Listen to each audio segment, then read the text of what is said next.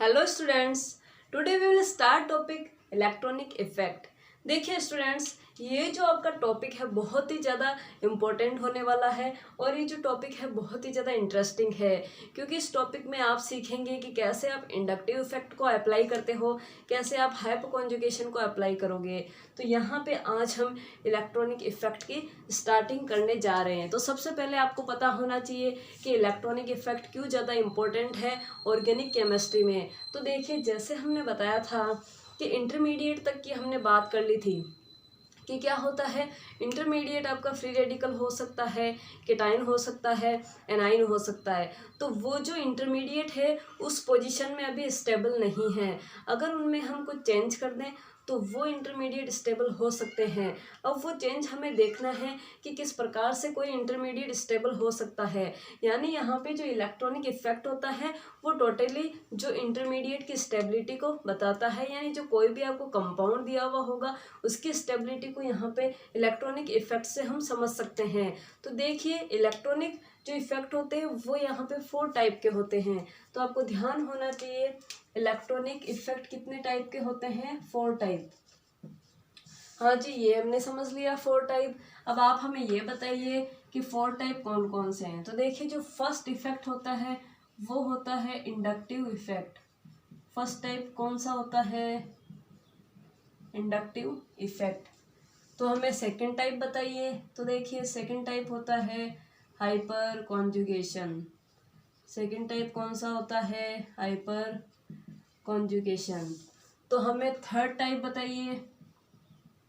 Third type हो गया electromeric effect.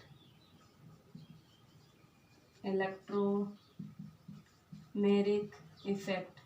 तो हमें फोर्थ टाइप बताइए। फोर्थ टाइप हो गया रेजोनेंस। चला, आपका इंडक्टिव इफेक्ट हो गया, दूसरा हाइपर कॉन्जुगेशन हो गया, तीसरा इलेक्ट्रोमेरिक इफेक्ट हो गया और चौथा आपका रेजोनेंस हो गया। तो इस प्रकार आपने क्या कर लिया, इन टॉपिक्स को बहुत ही इजी वे में देख लिया, 4 टाइप्स को। अब हम चलते हैं फर्स्ट टॉपिक की तरफ, जो हमारा यहाँ पे पहला टॉपिक होगा इंडक्टिव इफेक्ट। बहुत ही ज़्यादा इम्पोर्टेंट टॉपिक है, तो समझिएगा आप लोग इसे।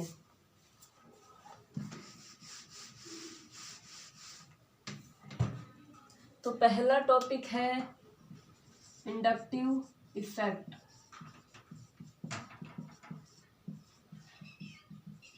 Inductive effect.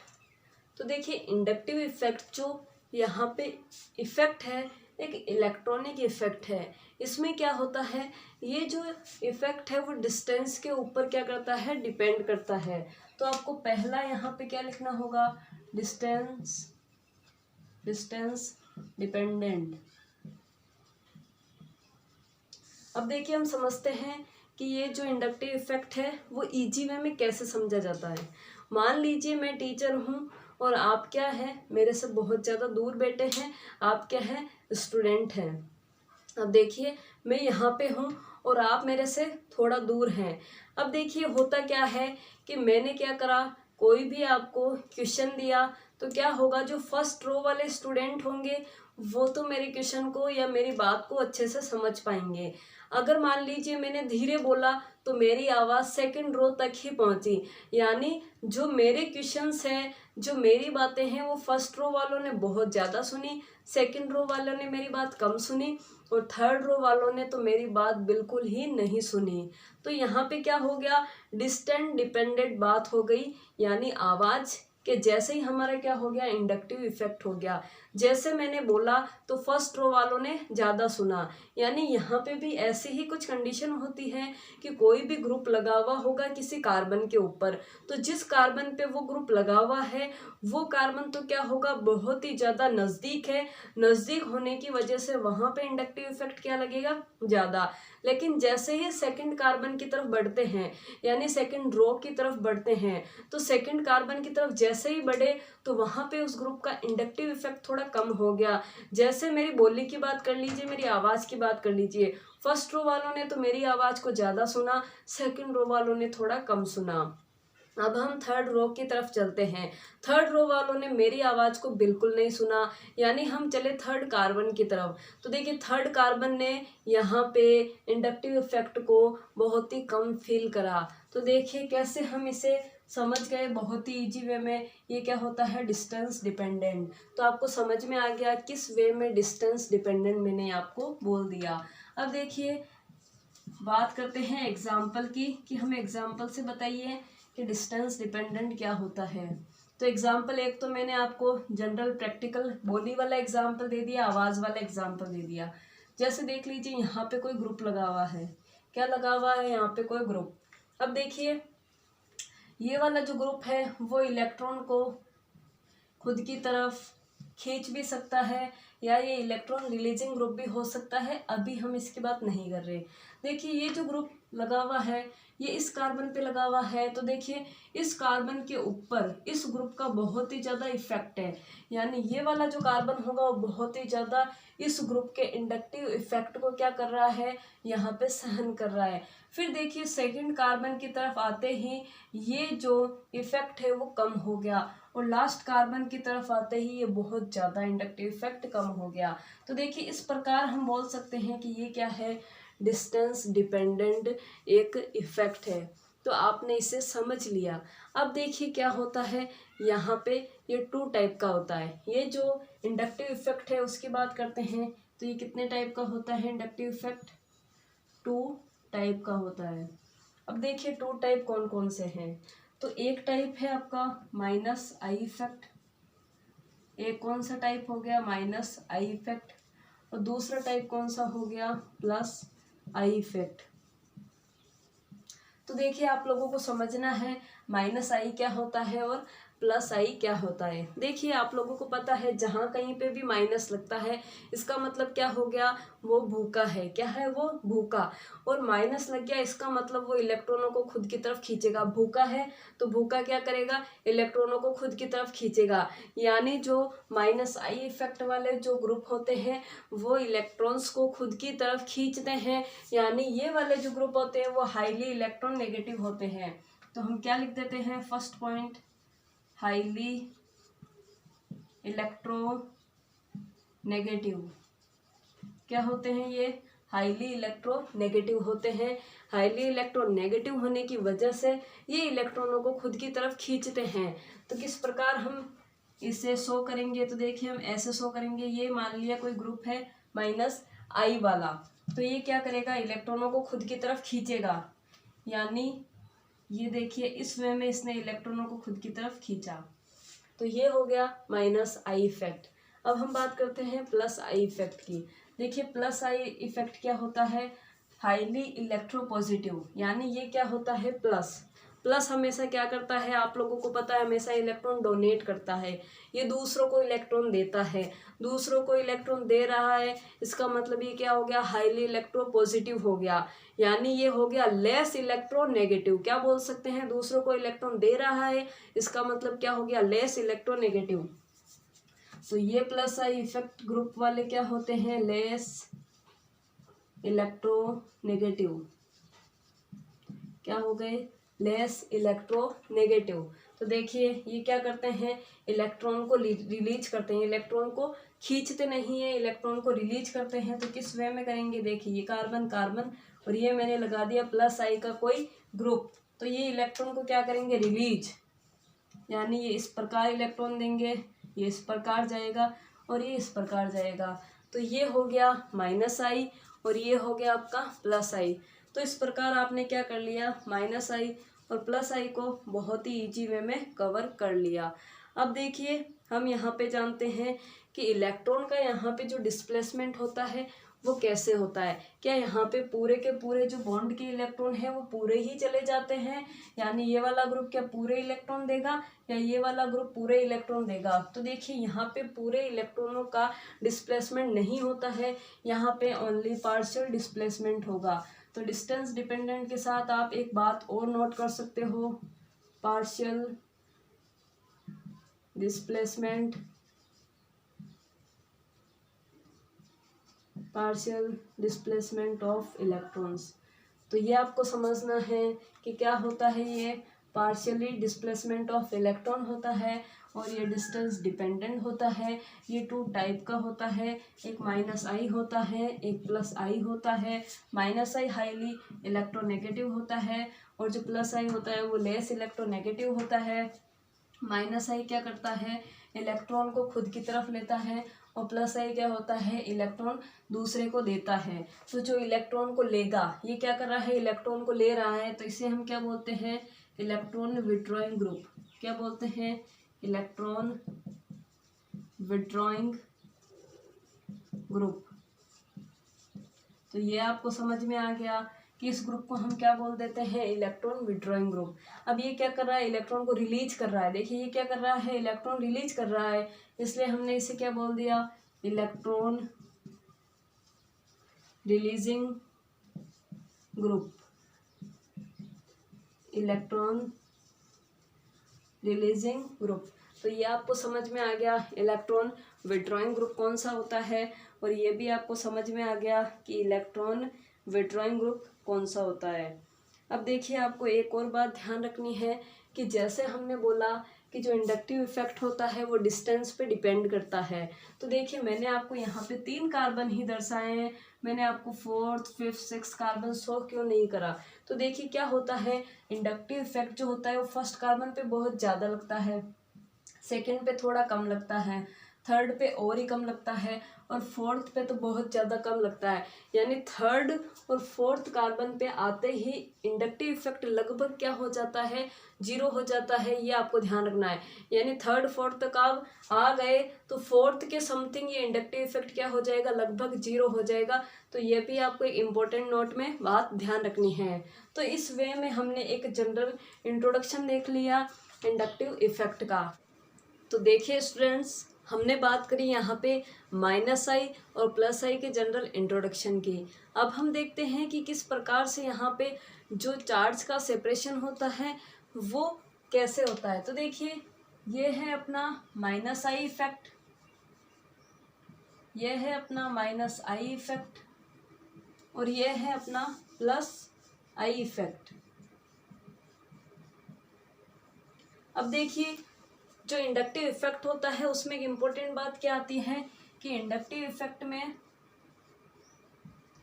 Partial displacement of electron होता है। क्या होता है, पार्शियल डिस्प्लेसमेंट ऑफ इलेक्ट्रॉन होता है। तो आपको ये ध्यान रखना है कि पार्शियली डिस्प्लेसमेंट ऑफ इलेक्ट्रॉन किस प्रकार होता है। देखिए जैसे हमने यहाँ पे बोला कि ये कोई कार्बन चेन है और यहाँ पे कोई +I ग्रुप लगा हुआ है, यहाँ पे कोई -I ग्रुप लगा हुआ है। ये मान लीजिए कोई चेन है और यहाँ पे कोई +I ग्रुप लगा हुआ है। तो आप लोग जानते हैं कि जो -I वाला होता है वो इलेक्ट्रॉन को खुद की तरफ खींचेगा और जो +I वाला है वो इलेक्ट्रॉन को डोनेट करेगा।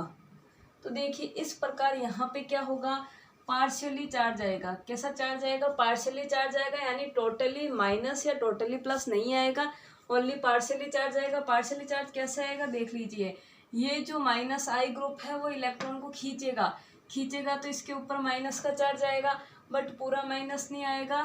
कैसा आएगा, पार्शियली आएगा। तो ये लगा दिया हमने पार्शियली माइनस चार्ज। अब देखिए इस कार्बन पे क्या आएगा, पार्शियली प्लस चार्ज आएगा। फिर हम देखते हैं कि ये क्या है, इंडक्टिव इफेक्ट डिस्टेंस डिपेंडेंट है, यानी जैसे हम इस दूसरे कार्बन की तरफ आएंगे तो ये क्या हो जाएगा, थोड़ा कम हो जाएगा, और ये क्या हो जाएगा, बहुत ही कम हो जाएगा। यानी इस प्रकार हम इस वे में जो पार्शियली चार्ज होता है उसे शो करते हैं। फिर देखिए +I इफेक्ट की बात करते हैं। +I इफेक्ट क्या करता है, इलेक्ट्रॉन का डोनेशन करता है, यानी यहाँ पे क्या आएगा, पार्शियली पॉजिटिव चार्ज आएगा, जबकि यहाँ पे कार्बन पे अब क्या आएगा, पार्शियली नेगेटिव चार्ज आएगा। फिर ये जो इलेक्ट्रॉन है इनका जो यहाँ पे जो इफेक्ट होगा वो क्या हो जाएगा, कम हो जाएगा। तो ये क्या हो गया, माइनस का, और ये क्या हो गया, सबसे ज़्यादा कम माइनस का हो गया। इस प्रकार आपको ध्यान रखना है कि इंडक्टिव इफेक्ट में क्या होता है, पार्शियल डिस्प्लेसमेंट ऑफ इलेक्ट्रॉन्स होता है, यानी यहाँ पे टोटल इलेक्ट्रॉन का ट्रांसफ़र नहीं होता है, कुछ इलेक्ट्रॉन का ही ट्रांसफ़र हो पाता है, जिस वजह से हम इस प्रकार इन्हें शो करते हैं। और डिस्टेंस के ऊपर डिपेंडेंट होने के कारण हम इन्हें ज़्यादा कम कम कम चार्ज से डिनोट करते हैं। तो यहाँ पे ये हो गया general introduction of plus I and minus I. अब देखिए हम चलते हैं सीरीज की तरफ। देखिए जो माइनस आई इफेक्ट होता है इसमें क्या होता है, बहुत सारे ग्रुप होते हैं, फ्लोरीन हो सकता है, क्लोरीन हो सकता है, यानी किसी प्रकार का कोई भी ग्रुप हो सकता है। बट हमें यहाँ पे ध्यान रखना पड़ेगा कि कौन से ग्रुप का माइनस आई इफेक्ट ज़्यादा है और कौन से ग्रुप का माइनस आई इफेक्ट कम है, यानी कौन सा सबसे ज़्यादा ताकतवर माइनस आई वाला है और कौन सा सबसे कम ताकतवर वाला माइनस आई है। अगर कोई ज़्यादा ताकतवर वाला माइनस आई है तो वो इलेक्ट्रॉनों को ज़्यादा खींचेगा। ऐसे ही हम यहाँ प्लस आई इफेक्ट में देख सकते हैं कि जो प्लस आई ग्रुप है वो किसका ज़्यादा है और प्लस आई किसका कम है। यानी यहाँ पे हम एक सीरीज लिखेंगे जिसमें हम देखेंगे कि कहाँ पे जो इफेक्ट माइनस आई और इफेक्ट प्लस आई कहाँ पे कम या ज़्यादा है, उसके अकॉर्डिंग ही हम यहाँ पे क्वेश्चन सोल्व करेंगे। यानी यहाँ पे क्वेश्चंस आपके इन्हीं सीरीज से रिलेटेड आएगा। पूछा जाएगा कि कहाँ पे आपका कार्बोकेटाइन स्टेबल है या कहाँ पे आपका कार्ब एनाइन स्टेबल है, यानी कैसा भी क्वेश्चन आ सकता है। उसके लिए आपको एक सीरीज इम्पोर्टेंट है वो आपको याद करनी पड़ेगी। तो अब हम चलते हैं उस सीरीज की तरफ जिसमें हमें माइनस आई और प्लस आई इफेक्ट को देखना पड़ेगा। तो देखिए किस प्रकार होती है वो सीरीज। देखिए सबसे पहले हम बात करते हैं यहाँ पे माइनस आई इफेक्ट की। देखिए माइनस आई इफेक्ट में अगर हम माइनस आई ग्रुप लिखें, क्या लिखना है हमें, माइनस आई ग्रुप लिखें, तो आप लोग जानते हैं माइनस आई ग्रुप वाले जो कंपाउंड्स होंगे वो क्या करेंगे, इलेक्ट्रॉन का विड्रॉ करेंगे। क्या करेंगे, इलेक्ट्रॉन का विड्रॉ करेंगे, यानी ये क्या होंगे, हाईली इलेक्ट्रोनेगेटिव होंगे। तो हमें वो सीरीज ड्रॉ करनी है। तो देखिए क्या होता है, सबसे ज़्यादा माइनस आई इफेक्ट होता है OR2+ का। आपको ध्यान रखना पड़ेगा सबसे ज़्यादा माइनस आई इफेक्ट किसका होता है, OR2+ का। उसके बाद हम चलते हैं कि OR2+ से किसका कम होगा, तो होता है NR3+ का। यानी यहाँ NR3+ भी क्या है, वेस्ट माइनस आई इफेक्ट शो करने वाला एक कंपाउंड है। फिर हम बात करते हैं तो ये होगा NH3 का। तो देखिए इस प्रकार आपको ध्यान रखना है। तो देखिए सबसे ज़्यादा माइनस आई इफेक्ट किसका हो गया, OR2+ का। उसके बाद में किसका हो गया, NR3 का हो गया। उसके बाद में किसका हो गया, NH3 का हो गया। अब देखिए हम बात करते हैं आगे, तो NR3 के बाद में आपका आता है NO2। किसका हो जाता है, NO2 का हो जाता है, ध्यान रखना है आपको। फिर किसका हो जाता है, साइनाइड का हो जाता है, ये भी आपको ध्यान रखना है। फिर किसका हो जाता है, कार्बोक्सिलिक एसिड का हो जाता है, ये भी आपको ध्यान रखना है। देखिए इस प्रकार आप क्या कर सकते हो, माइनस आई इफेक्ट को पूरा का पूरा यहाँ पे इस सीरीज को याद कर सकते हो। इसकी कोई ट्रिक नहीं है, याद ही करना पड़ेगा। OR2+ हो गया, NR+3 हो गया, NH3+ हो गया, NO2 हो गया, CN हो गया, कार्बोक्सिलिक एसिड हो गया। अब देखिए आपको ये ध्यान रखना है कि जैसे ही कार्बोक्सिलिक एसिड आ जाता है तो उसके बाद में आपका हेलोजन परिवार आएगा। कौन आएगा, हेलोजन फैमिली आएगी। अब हेलोजन फैमिली में यहाँ पे फ्लोरीन, क्लोरीन, ब्रोमीन वगैरह आ सकती है। फिर यहाँ पे आता है OH ग्रुप। कौन सा ग्रुप आता है, OH ग्रुप। तो देखिए यहाँ पे आपको ये ध्यान रखना है, याद करने की यहाँ पे ट्रिक है कि हेलोजन के पहले कौन आएगा, कार्बोक्सिलिक एसिड, और हेलोजन के बाद कौन आएगा, ये आपको ध्यान रखना है, OH। फिर देखिए हम बात करते हैं कि आगे कौन से एलिमेंट आएंगे। तो देखिए जो OH है, आपको ध्यान रखना है कि जो ये OH है, इस OH के जस्ट बाद कौन सा ग्रुप आ जाता है, OR। कुछ नहीं करना है, जो H है उसकी जगह क्या लिख देना है, R। तो ये कौन सा ग्रुप हो गया, OR ग्रुप हो गया। तो देखिए फिर हम बात करते हैं, तो आपको पता है इसके बाद कौन आएगा, ट्रिपल बॉन्ड वाला आएगा। तो आप कैसे लिख सकते हो, C ट्रिपल बॉन्ड CH। इस वे में आप क्या कर सकते हो, इसे लिख सकते हो। फिर हम बात करते हैं तो यहाँ पे आता है NH2। कौन आ जाता है, NH2। फिर हम बात करते हैं तो यहाँ पे कौन आ जाता है, तो आएगा यहाँ पे फेनिल रिंग आएगी। फेनिल रिंग के बाद अगर हम बात करें कि यहाँ पे कौन आएगा, तो देखिए यहाँ पे आपने बता दिया कि ये आएगी फेनिल रिंग। इसके बाद कौन सा आएगा, डबल बॉन्ड वाला कार्बन आ जाएगा। फिर सबसे लास्ट में आपको हाइड्रोजन लिखना है, यानी हाइड्रोजन का जो माइनस आई इफेक्ट होता है वो सबसे कम होता है। तो आप लोगों ने देख लिया सबसे ज़्यादा किसका होता है, OR2+ का होता है। फिर किसका होता है, NR3+ का होता है। फिर NH3 का होता है। फिर किसका होता है, NO2 का। फिर साइनाइड का। फिर कार्बोक्सिलिक एसिड का। फिर किसका होता है यहाँ पे, हेलोजन फैमिली का। फिर यहाँ पे होता है OH का। फिर होता है OR का, फिर ट्रिपल बॉन्ड का, फिर NH2 का, फिर फेनिल का, फिर यहाँ पे आ जाता है डबल बॉन्ड, और सबसे लास्ट में क्या आ जाता है, हाइड्रोजन। तो इस प्रकार हमने किसको देख लिया, माइनस आई इफेक्ट को देख लिया। तो आप भी क्या कर सकते हो, माइनस आई इफेक्ट को याद कर सकते हो। तो देखिए यहाँ पे ये आपका हो गया माइनस आई इफेक्ट, आपको बहुत ही ज़्यादा इम्पोर्टेंट है याद करना, इसके ऊपर स्टार मार्क कर लीजिएगा। जब तक आपको ये माइनस आई इफेक्ट या प्लस आई इफेक्ट के ये ग्रुप्स याद नहीं होंगे, तब तक आप ऑर्गेनिक केमिस्ट्री में क्वेश्चन सोल्व नहीं कर सकते। ये आपको याद ही होना चाहिए। अगर आपको याद होगा तभी आप एसिडिक नेचर, बेसिक नेचर क्या कर सकते हो, यहाँ पे फाइंड कर सकते हो। अब देखिए हम चलते हैं प्लस आई इफेक्ट की तरफ।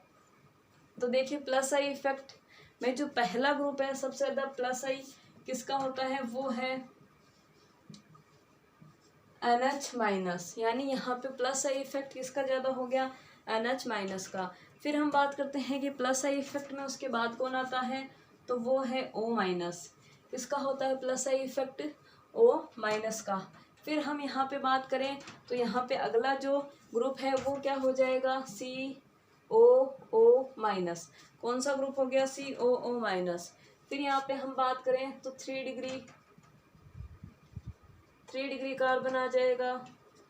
तो ये हो गए प्लस आई ग्रुप वाले। फिर आपको पता है कौन आएगा, 2 डिग्री वाला आएगा।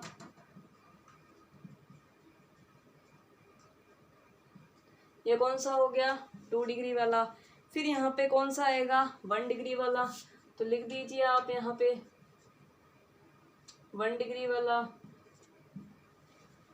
फिर हम बात करते हैं कि नेक्स्ट कौन आएगा यहाँ पे, तो नेक्स्ट आएगा CT3, और T क्या है यहाँ पे, ट्राइट्रियम है। फिर यहाँ पे आएगा CD3, कौन आएगा, CD3, और फिर कौन आएगा, CH3, ट्राइट्रियम, ड्यूटीरियम, और यहाँ पे हो गया प्रोटियम।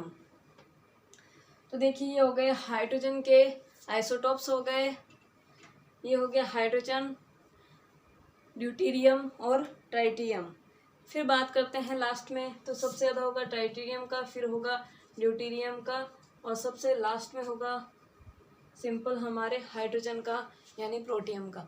इस प्रकार हमने क्या कर लिया यहाँ पे प्लस आई इफेक्ट को देख लिया कि सबसे ज़्यादा प्लस आई इफेक्ट किसका होता है। तो आपको ध्यान रखना है सबसे ज़्यादा प्लस आई इफेक्ट होता है NH माइनस का, उसके बाद में होता है O माइनस का, उसके बाद में होता है COO माइनस का। देखिए ये 3 आपने याद कर लिए। यहाँ पे ट्रिक क्या है, पहले आपने याद कर लिया कि जो सबसे पहला है प्लस आई वाला, उसमें सबसे पहला आएगा NH माइनस। कौन सा आएगा, NH माइनस, ये आपने याद कर लिया। फिर आपको याद रखना है O माइनस, O माइनस हो गया, फिर COO माइनस हो गया, फिर 3 डिग्री, फिर 2 डिग्री, फिर 1 डिग्री।